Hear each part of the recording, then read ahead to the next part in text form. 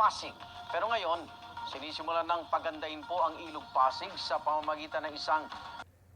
Mga kabayan, panoorin po natin yung Pasig River. Ito po ngayon yung yung sinisimulan pa yung Pasig River. Kaya tunghayan po natin. Kapag sinasabing Ilog Pasig. Pero ngayon, sinisimulan ng pagandahin po ang Ilog Pasig sa pamamagitan ng isang rehabilitation project. Ang problema, marami tayong kababayan ang mawawalan po ng tahanan. Paano ba magpapatuloy ang proyekto nang hindi mapag-iiwanan ang mga nakatira sa tabing ilog? Darito ang UB Special Report ni Darling Kai. Araw-araw ganito ang eksena sa showcase area ng Pasig River Esplanade sa Maynila simula nang binuksan ito sa publiko 3 linggo na ang nakalilipas. Mula umaga, may pasyalan na dito na kuan. Ano ba ito? Venice, Italy? hanggang gabi, Maliwanag po yung paligid po. Sobrang nice, beautiful po. bukod sa nagagandahang ilaw, mayroon ditong water fountain at magandang walkway kung saan tanaw na tanaw ang Jones Bridge, Manila Skyline at ang kahabaan ng Ilog Pasig. Ibang-ibang araw ito sa imahe ng Ilog Pasig na nakatatak na sa isip ng mga tao.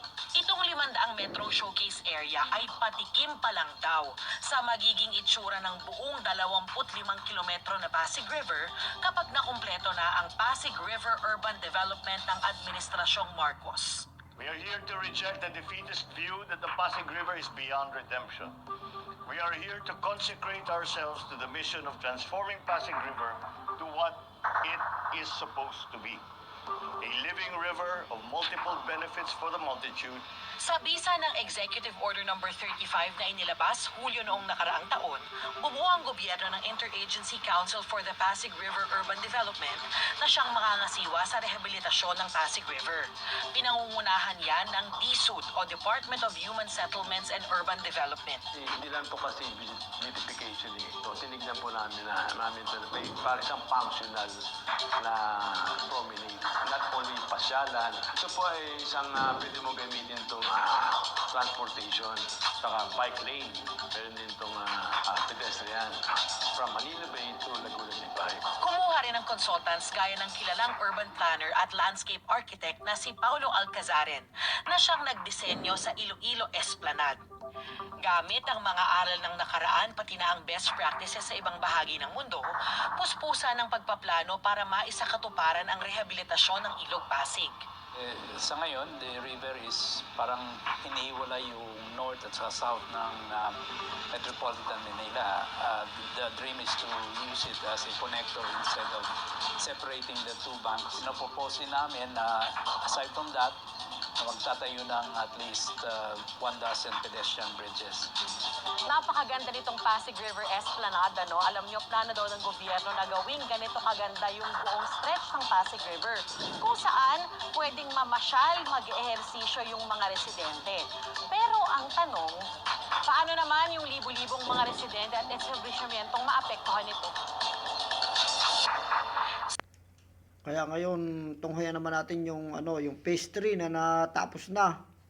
Itong mga establishmento na natapos sa Pasig River. Ng ikatlong phase ng Pasig River Esplanade kung saan marami ang may-enjoy kabilang ang pamosong Manila Bay Sunset. Dagdag good news dahil bukas ito para sa lahat at libre lang pasyalan. Nakatutok si Rafi Tima.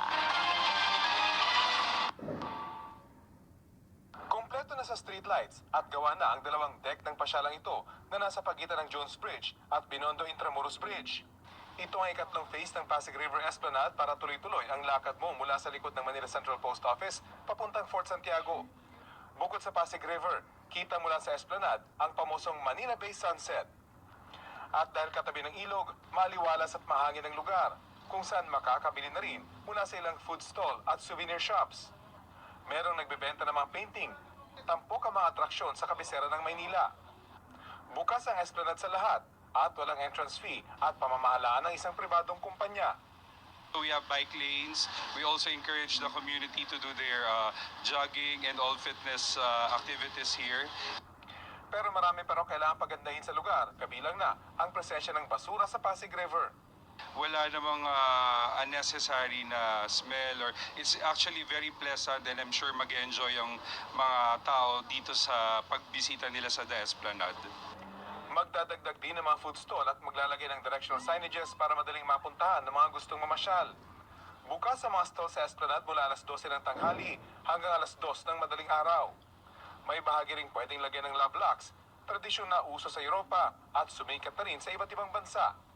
Si Kai at kanyang kasintahan, kabilang sa mangunang naglagay ng kanilang love lock. Kapag inspired ka po magmali, gagawin mo talaga. Ang mga namamasyal, enjoy sa anilay, malaybang bansang feel ng lugar. Maganda po yung view sa yung sunset. Nakaka-relax, lalo na yung sunset. Wala Paris. Para sa GMA Integrated News, Rafi Tima nakatuto. Kaya naman mga kabayan, kita naman natin yung mga project ng ating gobyerno na patuloy na pinagaganda ang ating bansang Pilipinas. Kaya tutok lang po tayo sa mga magandang layunin at proyekto ng ating gobyerno para ating pong mahikayat yung pong mga turista na pumasok po sa ating bansa at sila po ay magtayo ng negosyo para sa ating mga kababayan na magkaroon ng magandang trabaho ang ating mga kababayan na walang trabaho. Maraming salamat. Huwag kalimutan mag-subscribe. Salamat.